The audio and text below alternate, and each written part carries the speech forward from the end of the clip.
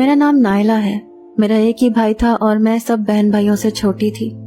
میری 2 بہنیں مجھ سے بڑی تھی جن کی شادی ہو چکی تھی اور اب بھائی کی شادی ہو رہی تھی جس کی مجھے سب سے زیادہ خوشی تھی، کیونکہ جب سے بہنوں کی شادی ہوئی تھی میں گھر میں اکیلی رہ گئی تھی اور اب بھابھی کے آ جانے سے میرا دل لگ جانا تھا.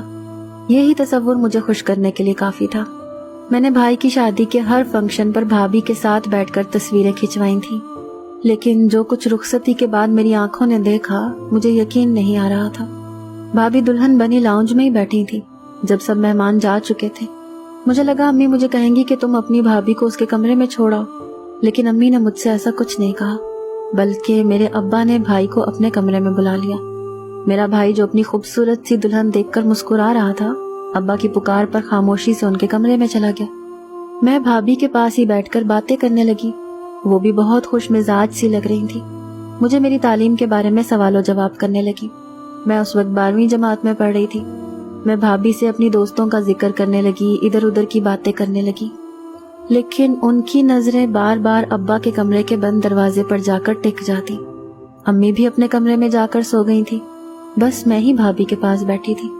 مجھے یہ بات بھی سمجھ نہیں آئی کہ امی اتنی جلدی کیوں سونے چلی گئی تھی. حالانکہ امی شادی پر بہت خوش تھی، لیکن جب سے رخصتی کروا کر بھابھی کو گھر لائی تھی ان کا موڈ مجھے بہت خراب لگ رہا تھا.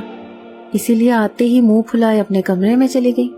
مجھے سمجھ نہیں آ رہا تھا کہ امی کو گھر آتے ہوا کیا ہے. بھابھی بھی کچھ چپ چپ سی تھی. میری شادی شدہ بہنیں بھی خراب موڈ کے ساتھ ہال سے ہی واپس لوٹ گئی تھی، گھر بھی نہیں آئی تھی کہ دلہن کا اچھا استقبال کیا جاتا. آدھے گھنٹے بعد سامنے کمرے کا دروازہ کھلا. بھائی بڑی سنجیدگی سے کمرے سے باہر آئے تھے اور مجھے بھابھی کے پاس بیٹھے دیکھ کر کہنے لگے، تم سونے نہیں گئی اپنے کمرے میں؟ جاؤ جا کر اپنے کمرے میں سو جاؤ.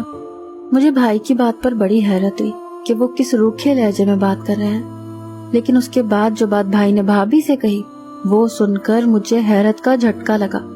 کہنے لگے، رابعہ تم ابا کے کمرے میں جاؤ، وہ تمہیں بلا رہے ہیں. میں جو اپنے کمرے کی جانب بڑھ رہی تھی میرے قدم وہیں رک گئے. میں نے برجستہ پلٹ کر دیکھا. بھابھی بھی بھائی کو حیرت سے دیکھ رہی تھی کہ وہ ان سے کیا کہہ رہے ہیں. شادی کی پہلی رات کو بھلا کون سی دلہن یوں سجی سنوری سسر کے کمرے میں جاتی ہے. ایک بات اور کہ میری والدہ اور والد الگ الگ کمروں میں سوتے تھے. اس سے پہلے کہ میں دیکھتی کہ بھابھی کیا جواب دیتی ہیں، بھائی نے مجھے اپنے کمرے میں بھیج دیا. میں نے اپنے کمرے میں آ کر دروازہ بند کر لیا، لیکن میں اتنی بھی چھوٹی نہ تھی کہ ان باتوں کو سمجھ نہ سکتی. میں کمرے میں آ تو گئی تھی لیکن میرا پورا دھیان باہر تھا. میں پہلے تو اپنے بیڈ پر بیٹھ گئی کہ آخر ابا نے بھابھی کو اپنے کمرے میں کیوں بلایا تھا.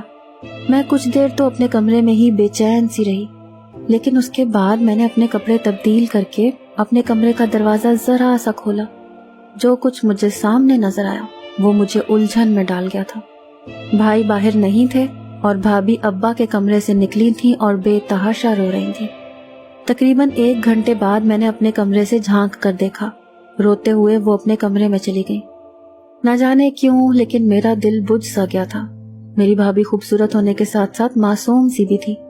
پتہ نہیں کیا وجہ تھی، کیوں رو رہی تھی. نہ جانے کیوں لیکن مجھے رات بھر چین سے نیند نہیں آئی.